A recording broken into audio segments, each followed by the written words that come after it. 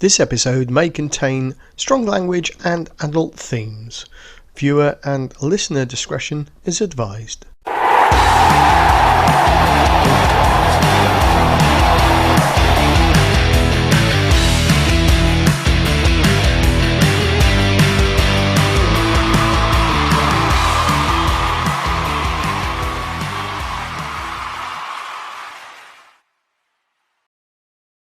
Recording is now in progress. So welcome to tonight's 22 Dropouts, where I had a really good idea to start the show, and unfortunately I fucked it up again.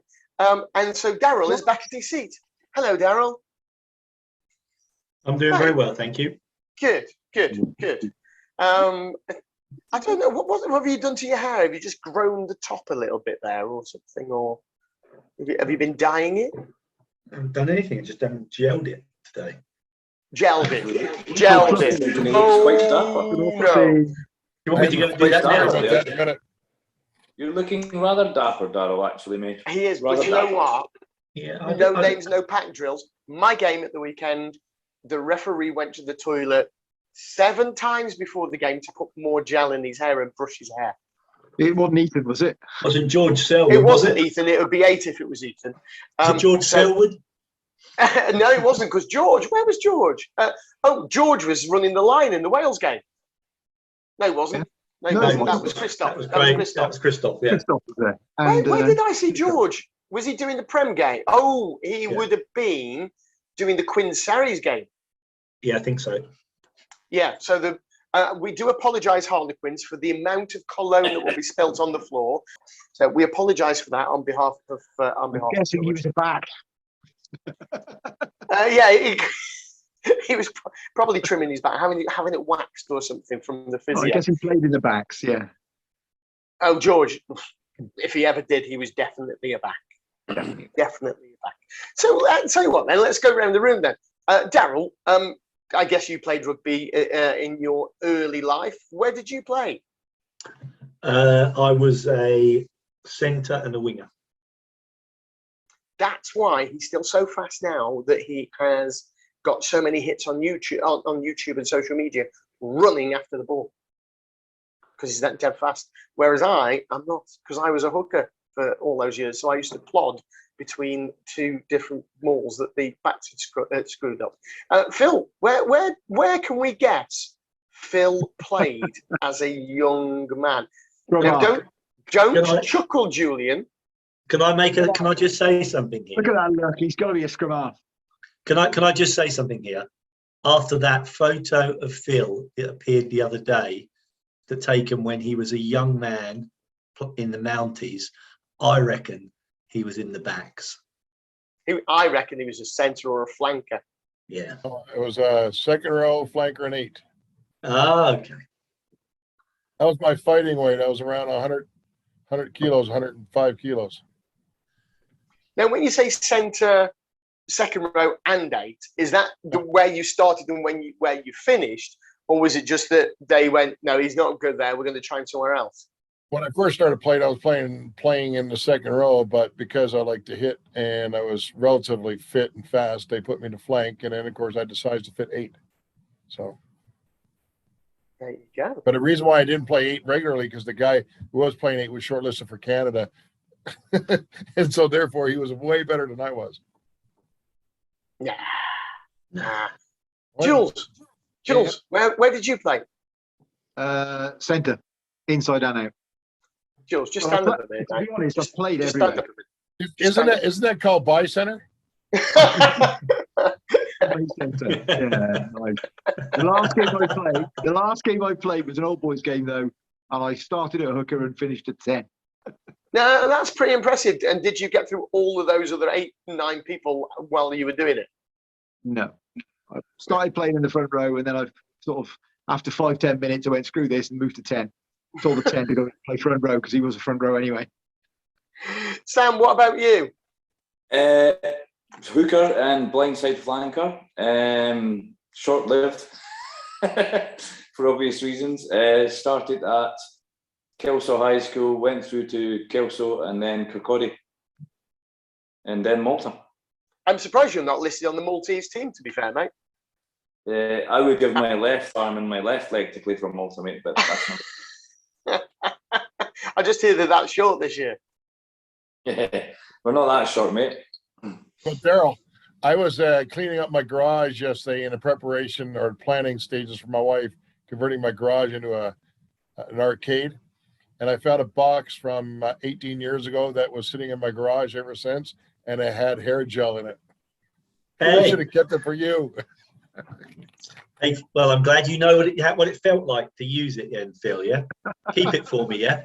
That was my clubbing days when I was bouncing at Coyote Ugly. I've been thrown out of Coyote Ugly in Las Vegas. I'll tell you a story about that. To be honest, How long ago was that? That was, it would have been about 2003, 2002. I was working there. 2002, 2003. I was there at 02 to 04. So was it you who threw Daryl out? I Probably. don't recall. It's you know how the barmaids like to squirt you with water, don't they, and all of that, which is I remember. part of the thing. So she covered me in water, so I said to her, "Could I have a glass of water, please?" And so she gave me a glass of water, and I threw it back at her, which wasn't the thing to do. And she started screaming. And threw you out. The bouncers came over, and my mates just pushed me to the floor. So I was crawling around on the floor for about 15 minutes trying to avoid the bouncers, and eventually they caught up with me and threw me out. But I did go and apologise to the lady. They did let me back in to apologise to her, and I did apologise. But they wouldn't let us back into play. But it was about 4 a.m. in the morning, so we were probably had enough by then anyway. We had 14 of us that would work that. 14 bouncers worked that club because of that kind of shit. Yeah, and I was trying to be funny, but she didn't see the English sense of humour. So there you are. There's way better ways to be funny. If you had put a $20 bill on it, she would have done it clearly for free. But yeah, that was the night I got back to my hotel room at 6 a.m. in the morning, thinking my girlfriend, who is now my wife, would be there. I was thinking I'll get back, have a little bit of, she's been out on the hen night. I've been out on the stag night because we had some friends who were getting married in Vegas that Elvis was going to do the deed. And I got back at 6 a.m. in the morning and she still wasn't fucking home. she rocks up about 9:30. I don't know where she'd been. Best not to ask, mate. That's not. No. She'd been out with the girls. They were in a piano bar somewhere and got, there was 15 or 20 of them, and they almost got locked into this piano bar and had a fab evening apparently. Yeah. So I had a buddy of mine who used to run the dueling pianos at New York. That is honestly the best bar I've ever been in. I think that's where they were, Phil. Dueling bars. I have ever been in a bar in my entire life. That was so much fun. So much fun. I can't understand how the dueling bar concept hasn't come to Europe, yeah? Because it's such a brilliant concept, yeah? I think I could actually make a fortune out of that, yeah? And they can make a living out of that. In that bar as well. And when the guy gets up and picks up a guitar instead and starts playing Bohemian Rhapsody, the whole show's just going to be an advert for that bar now. So, Phil, just remind us when the Vegas Pro-Am is next year. Yeah, so we're moving it from January till the first weekend in June. Right. So, what we need you to do for us, mate, is get a block booking at the piano bar for all of us, and we'll see you there, mate. You know what? That'd be no problem because the reality is we have 3 or 4 of them now in Vegas, okay. And I know 2 of them personally. What, 2 of the pianos? Yeah, like the people who run the shows. Now, Daryl's just told us where he's been, one of the best places he's been thrown out of before. So I think it's only right that the rest of the team share. So, Phil, the best place that you've ever been thrown out of? So keep in mind, I don't drink. All right. But most people who know me think that I am hammered when I get thrown out of a bar. And it's been a long time. It's been at least 15 years I've been thrown out of a bar. But I was thrown out of a country bar down in Tucson, Arizona. And when we walked in there after a rugby game, one of the bouncers said something really nasty to me because I had a big cut over my eye. And he said basically, it looks like you lost the fight. I said, yeah, but I'm not going to lose the next one. And that's when it started. Yeah. So still allowed in Arizona or not? I know what you lot are like over there. I know what you lot are like. It was fine.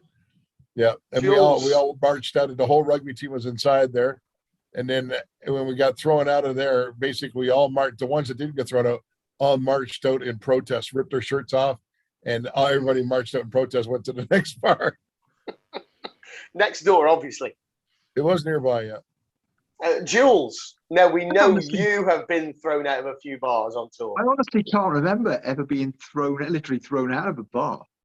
Okay, Never. have you been politely asked to leave, or you've had to leave because somebody else in your party who is a little bit rowdy? I've talked a whole rugby club out of being thrown out of a bar. Nice. And I got then verbally abused by my whole rugby club for ignoring them on tour when I was literally talking to the bouncers to keep them in the bloody nightclub. It's tough at the top, mate. It's tough at the top. What about you, Sam? Well, funny you should ask, considering it is. Oh, yeah. You know what? Yeah, it's quite serendipitous, really, isn't anniversary. It? Happy 2-year anniversary, because this it is 2 years this weekend that you got banned for life from a bar in Malta. That's correct. Yes. Have you been back since then? Nothing of my doing. I was defending myself. That's what they all say. Still lead to a criminal record, mate. I have this other quick story though. So I was a mounted policeman at the time. Daryl referenced it, and it was in the mid '90s or mid to early '90s. We were on a rugby tour out of northern Canada. A total blackout bus. The only people that knew where we were going was me because I was sober and I was going to be a part of the driver, and I was the tour coordinator and the bus driver. So we were in a school bus that was totally blacked out. You weren't even allowed off the bus anywhere during the 14-hour drive. Okay. So yes, there was a funnel and everything established in the back of the bus, right? So the first place we stopped was a place called Slack Alice's in Kelowna, British Columbia. Sounds worse than your Coyote Ugly, Daryl. That honestly sounds like any bar in Cardiff. Except in Cardiff, that's called Slack Nessa in Cardiff. Except it was a strip club owned by the Hells Angels. All right.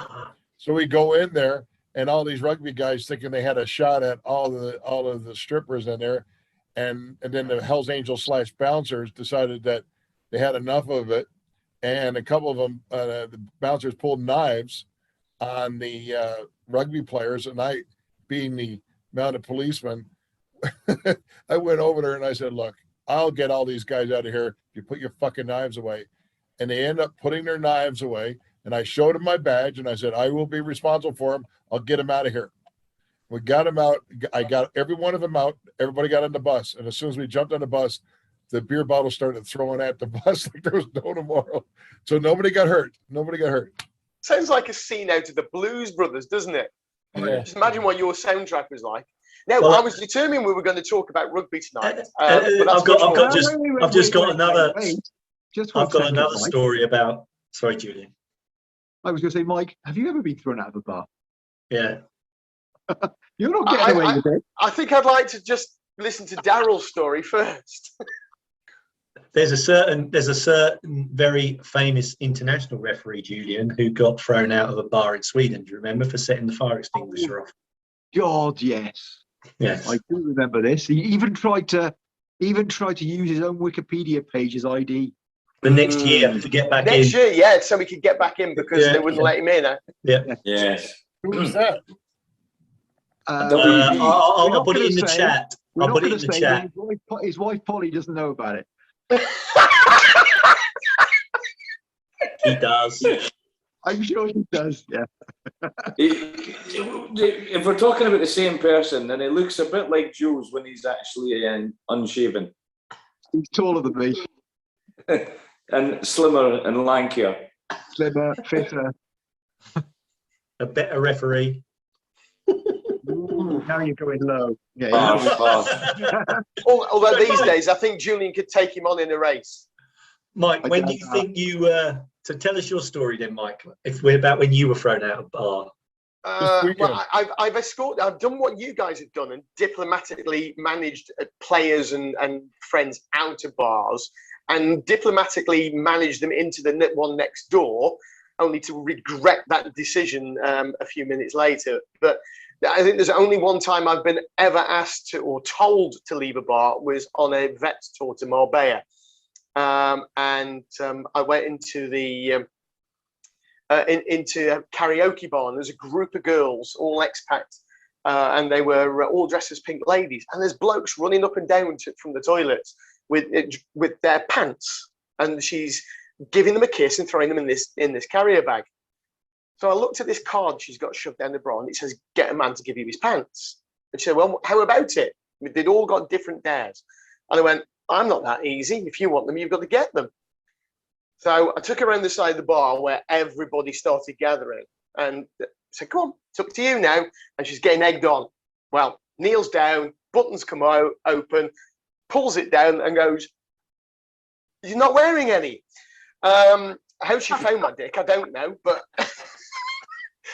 so the bar manager decided at that point, with my todger hanging around her face, it was time for me to leave and take all my friends with me. So I do apologise to everybody who went on tour with me that year, although it was much easier skinny dipping when you didn't have to put pants on afterwards as well. So there's a lesson for you. And anyway, we might talk some more about this. We might talk some of the weekend's rugby right after this short break. See you in a minute.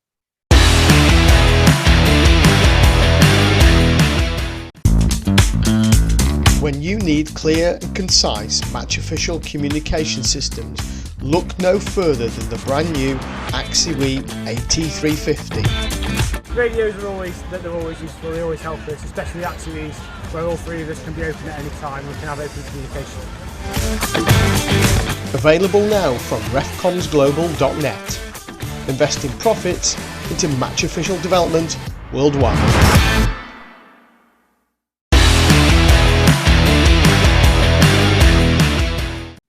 Well, welcome back to tonight's 22 Dropouts. Don't forget to check out all the social media posts that Julian does by looking up there and selecting at 22 Dropouts, because Julian keeps that well up to date. Yeah, bollocks, do I? Okay, but if we all have a public campaign to below the line, if you want to see some social media updates and you'd like to see some of our outtakes, and fuck me, there are more outtakes than there are decent clips in this show, then just right below the line, something nice about Julian's beard and his hair gel and things like that, and then ask him nicely if he'll put some of these on on social media, because trust me, they're fucking funny. Anyway, Mike, have you posted last week's show? Can't remember. I had a busy weekend. So, okay, right. Let's see how busy everybody's weekend was. Sam, you go first. Let's see what Sammy did. So, Sam, you had a run on the line, didn't you? I did, but just before that, Phil, you want to watch last week's episode, mate, because there's a lot of blah blah blahs for the kitty. I haven't seen it yet because I haven't seen it posted. I know. There's about 20 from Mike. So fuck off. By the way, Sam, we're going to do you as a by the way. You already owe $2 for today, Sam. Yeah. Ah! How do I? What have I done? Tick, match statistics. Just marking them off. Julian, you should get your AI sports company to monitor the words on this and to have a ticket on one of the screens. Well, what have I been pinged for? You know what you've got to pay for? The 3 magic words in the end. I love you, Sam. That's 4 words. I can't freaking remember. Anyway, yes. Hey, the next time you say it, I will make a point of it. All right, cool. So Sam, where were you then? I was in Ljubljana, the capital of Slovenia, for Slovenia versus Malta. And how did you find that game? It was a dogged game where through rustiness or some great. Are we still officiating. talking about the? Are we still talking about the officiating team? No, just there was a lot of rustiness, I think, from both sides. They tried to play rugby. It was like 4 degrees, so there was a lot of mistakes and errors. So, but the first half was very, very slow with a lot of penalties and stuff, and second half was a bit quicker and open, but it was still quite a lot of penalties and things like that and stoppages. So it could have been a better, more flowing game, but it wasn't. And eventually Malta got the win, 24 points to 10. And what about your own performance? My own performance wasn't bad actually. I've just watched the game back. I did make one mistake. Could it be this one?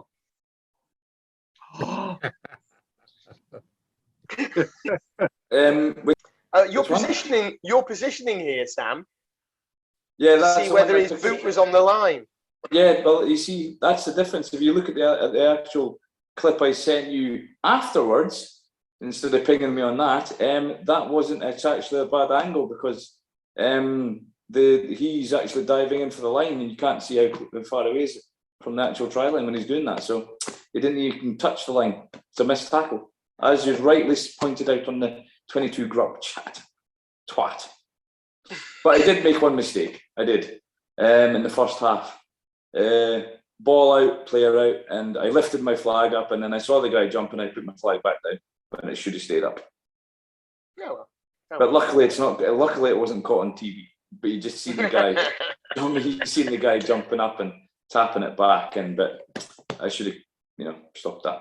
So you were the only one, wasn't there? Was it a Prem game this weekend, Daryl, where that happened, or something where the flag went up and immediately went behind his back, or some clip I saw? Anyway. That was last week, wasn't it? Was it last week? Yeah, it did happen in my game on Saturday as well. The assistant referee put the flag up and put it straight back down. Yeah. Was that you or a different AR? A different assistant referee. Very different. And where were you? While you're there, Daryl, tell us where you are and what you were doing there. It's like blind date, this, isn't it? I could be. No, I'm not going to say I could be. Are you still a black then? Make him relax. A wig on his head on the screen. I was at Ampthill versus Doncaster, which was an interesting game. Doncaster scored a try literally with the last 10 seconds of the game to win. But it was a full length of the pitch run by a player who was several players missed him, and he just kept running and he scored. So he hate them when you've got to chase people like that. Don't do it. Stop it. We, as match officials, do not like it. Please don't do it. Yeah, especially in that time, we'd had a long game, a number of injuries, so it was a long game. In about the 110th minute, I don't need to be running like that anymore. No, I don't run like that in the 10th minute. Never mind the 110th minute. That's what they said about you. That's what they always say about you, Mike. Oh, absolutely. It's all about the positioning. If you're in the right position, you don't have to run that fast. Sam. Yeah. Phil, Alaska, mate, even colder than Sam in Slovenia.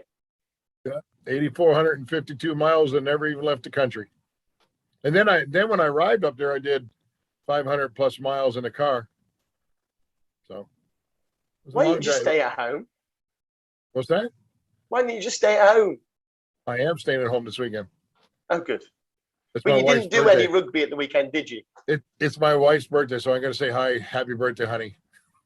Her name isn't Honey, by the way. So you ready, Phil? Are you ready? We're going to do this. We'll cut this for you really nicely, so that you can send this to her and put it. Get it on the big screen at Caesar's Palace or something. Here you go. It's all yours. I want to wish my gorgeous 29th birthday to my wonderful wife, Star. She is wonderful, kind, generous, and most important, she's beautiful and tolerates my bullshit.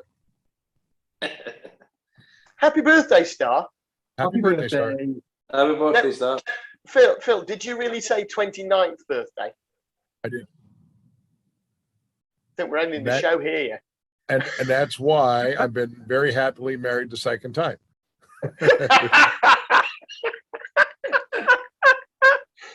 Okay, moving on. Jules. But before you move on, couple big things happening for me this past weekend, though.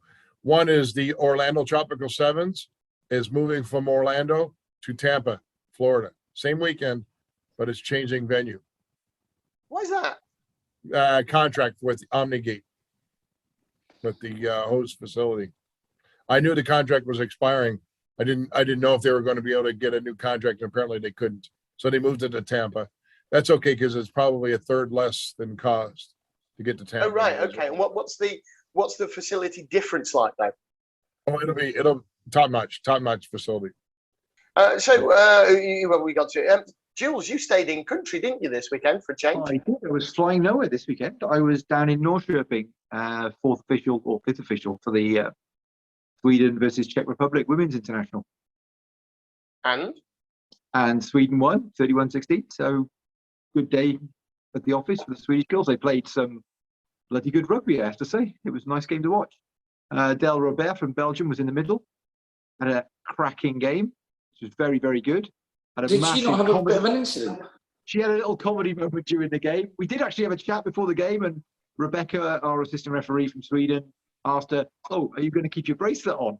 Isn't it going to get tangled with your whistle?" And she's like, "No, it'll be fine." And as she put her hand out for an advantage, Swedish number 7, Ellen Sterner, literally runs into the side of it and catches her hair in the girl's wristband, so she gets attached to the player. And to stop the game, and we get somebody to untie her from one of the players' hair. It was me and Phil and Sam do not have that problem, and we will get that video clip down in Dubai because Adele will be down in Dubai with us. Oh, super! Oh, super! Well, I ended up down in Guernsey, so 3 games in 3 days this weekend, and I'm sort of just recovering. But what a great place! What a great club! What great people! It was absolutely fantastic. Looked after us really well. So thank you, Wes. Thank you, Dave. Thank you, Megan. Megan is one of their relatively young, because everybody's young compared to me, players who's also a referee. And when they were at level 5, she would often be the assistant referee or touch judge, and she really wants to crack on and push on. So Megan, we hope that you can do that. We wish you all the best. And if we've got opportunities for you to come out, so I had a sneaky chat with her assessor actually. Who says she's about a level 6, 7. So ooh, that good. That good, yeah. So it might be worth getting on some of the on some of the tournaments and having a look see, which means that a good weekend in Guernsey is promised for anybody else. But yeah, what a great club and host, and it was their Halloween party on Saturday night as well. So we stayed at the club quite late before hitting town, and if you ever do go, do not get the 7 a.m. flight on Sunday morning. Don't tell me that. I got a 6 a.m. flight back from Portugal next week. You ain't going to bed, son. Yeah, 2 hours kip, and then I had to find my other assistant referee, wake him up 4 times, and then even when I was waiting outside with the taxi in the gale and the rain, I still had to ring him and go, "Oi, the taxi's here." But I think the weather got its own back because he threw up on the plane. Yeah, I think he doesn't like flying at the best of times, especially not in small aircraft. And it was, I mean, we were delayed for 40 minutes because it was too windy for them to take off. It was absolutely horrendous here this Why weekend. would he take the assignment if he's probably doesn't like flying? Well, he told me he doesn't really like flying. He only likes flying in big aeroplanes, and this one was very small. And on the approach to Manchester, I saw some like silhouettes of the photos you took of the aircraft. That wasn't a small aircraft. Exactly. It was fine. It was a good, well-controlled approach. His kebab, his Black Russians, and his Peronis didn't agree that it was a normal, slightly bumpy approach. And he disgraced himself into a bag in seat 11D. Sorry, Aruni. I had 55 knot winds in and out of Dallas on Thursday. Yeah, but that's normal, isn't it? No. It's all those cows farting in unison. Yeah, according to the Liberals, that's exactly what it is. Yeah, that's why Greta's flown all the way over to Glasgow, and there's no surrounded by police wearing more plastic and Kevlar and reusable masks that's going to further pollute the planet. But there you go. On that note, we're going to take a quick break, and we promise. We couch party. No, we will talk some rugby in part 3. See you in a sec.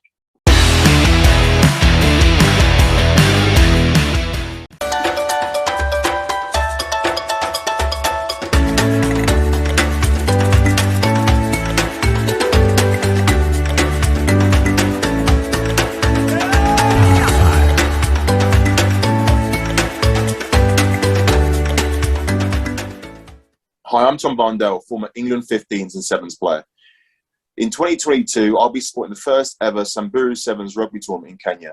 Teams from all over the world will be coming together for safari and rugby in the plains of the Wildlife Reserve. There are 3 categories of competition for both men and women. Register your interest now at www.samburusevens.com and come join us on this amazing new event.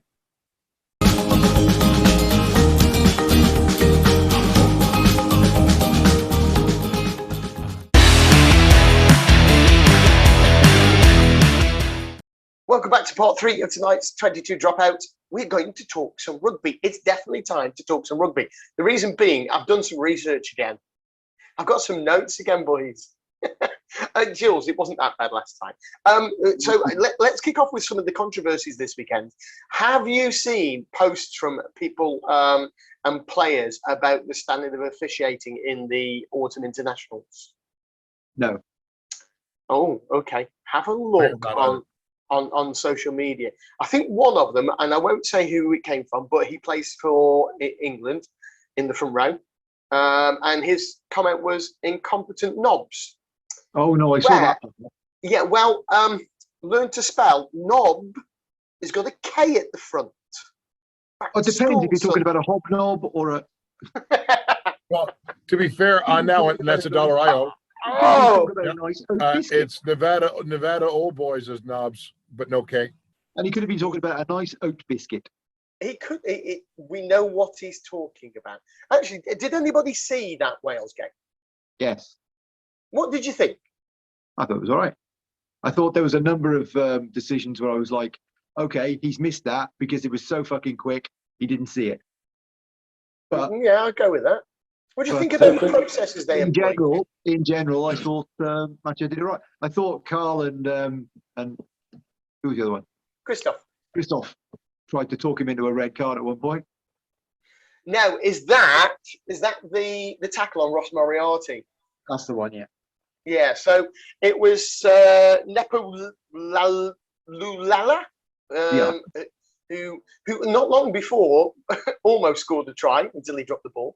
But he, it's one of those. Has there been foul play? First of all, has there been foul play? Yes, because there's contact direct to the head. Tucked arm, going into contact. And then there's been indirect, well, it's been direct contact to the head, but the head's been led with, it's dropping, and he's been diverted by another tackle. So you've got 3 investigations there, yellow card. It's not a fucking hard one. Mathieu got it right. Well done. I think he was going penalty only. That's why. I swear, because he can't. There's head contact. No, I know. You could if he thought it was indirect, he'd start at yellow and mitigating down. But you can only mitigate one level.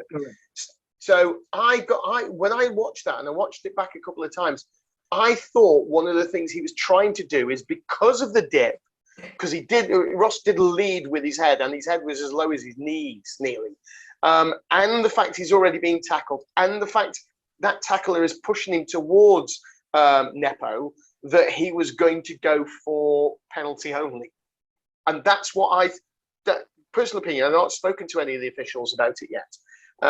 But that's what I thought he might be trying to do, and that the 2 ARs were making sure he didn't go below yellow card. And yellow card was the right outcome.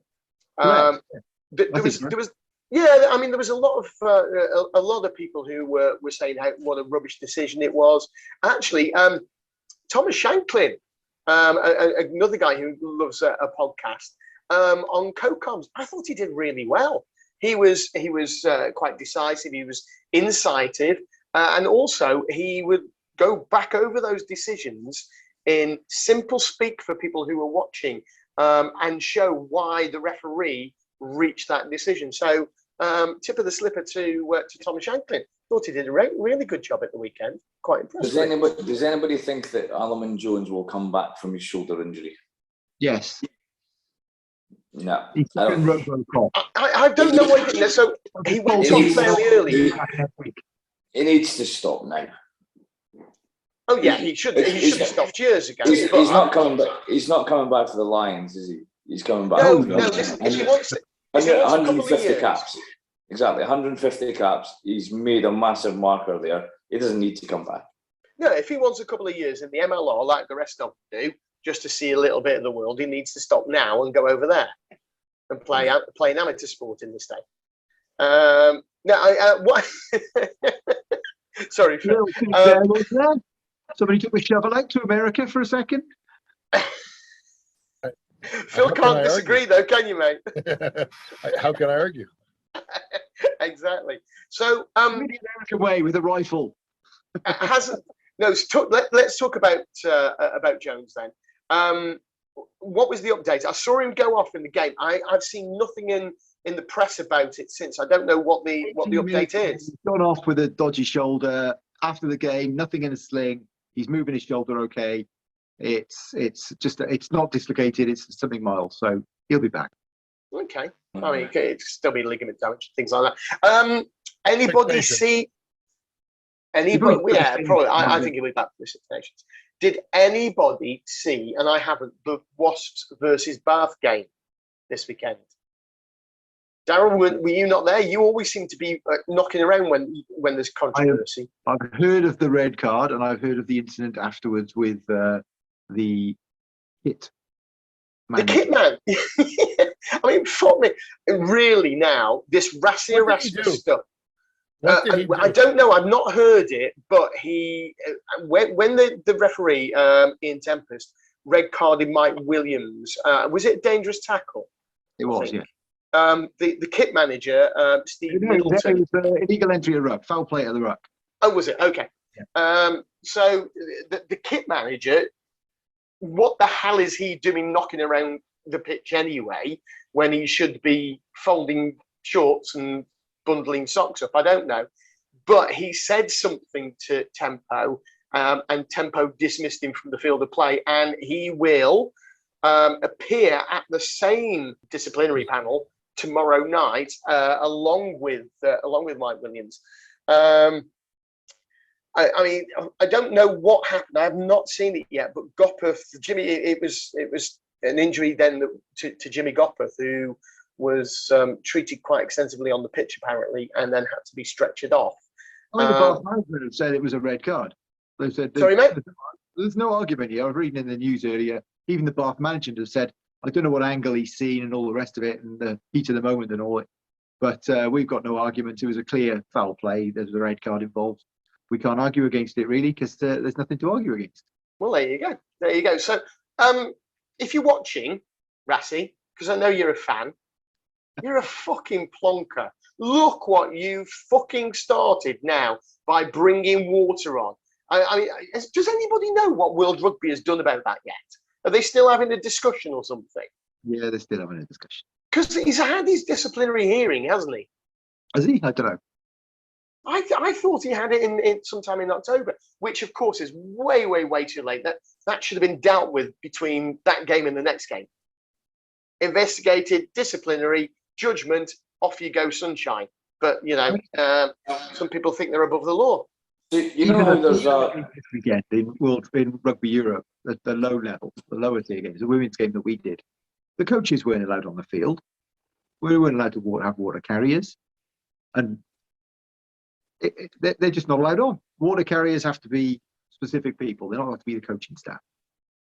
End of story. Yeah, and World Rugby regulations, and I suppose tip of the slipper to Rassi for this is all you have to do is nominate who your water carriers are going to be, and they can only be those people. So he nominated himself because he's not the coach. Yeah, you can't nominate You can't Oh, run no, it. to coach. So I think World Rugby and national unions and leagues need to look at this now and say we've had enough.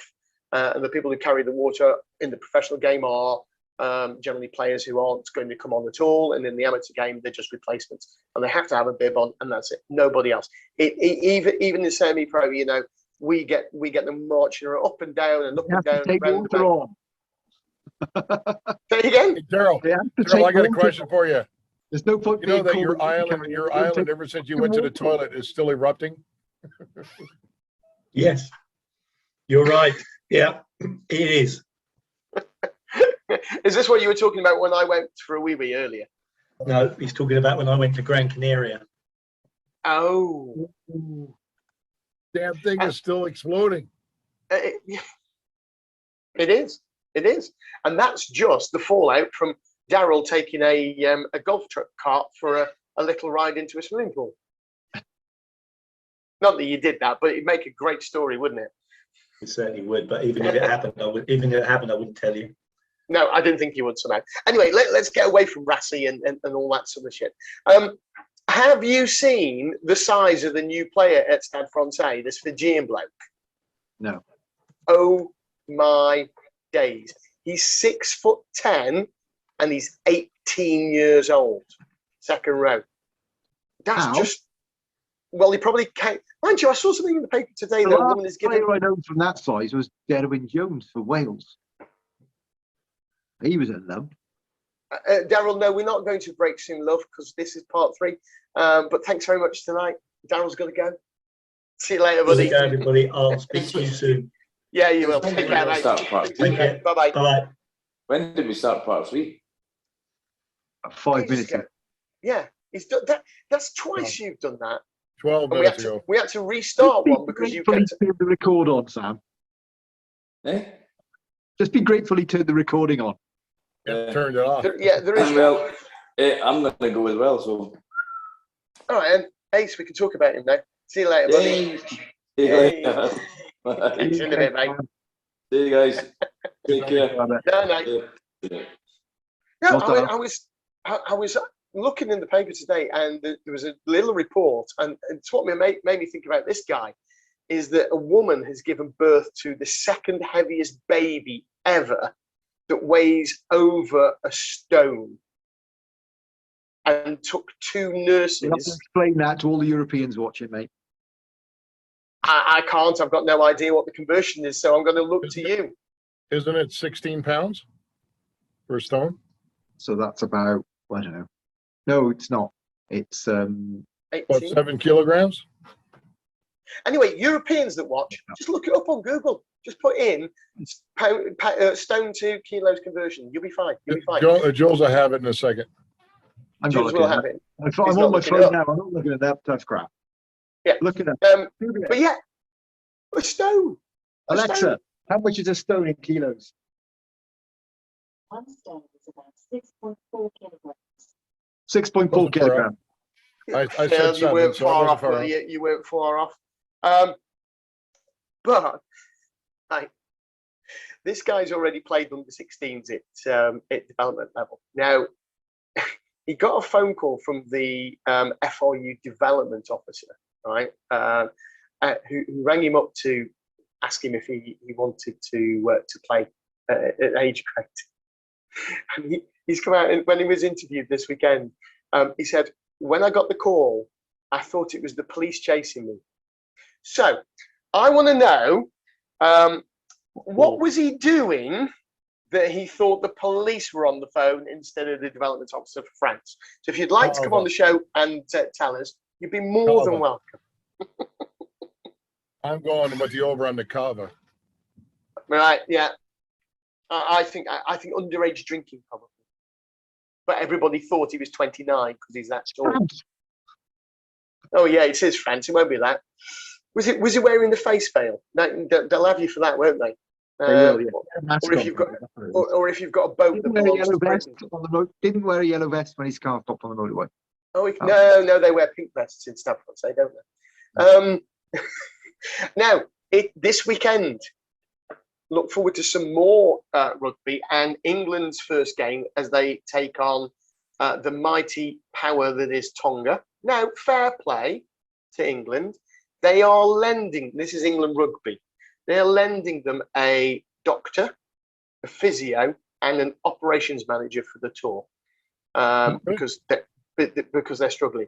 And there's a promissory note of a goodwill gesture that England rugby will make a donation to Tongan rugby.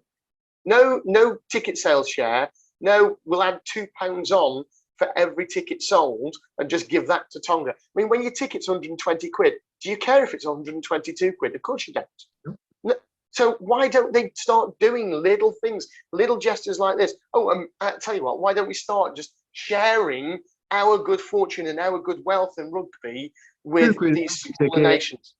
£2 on every ticket, that's 160,000 quid in the Tongan pocket.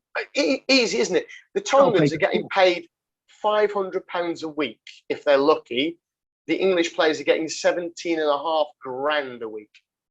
On that note, you can decide for yourself whether that's right. We'll see you next week. You take care. Good night from me. Good night from the boys. Bye-bye.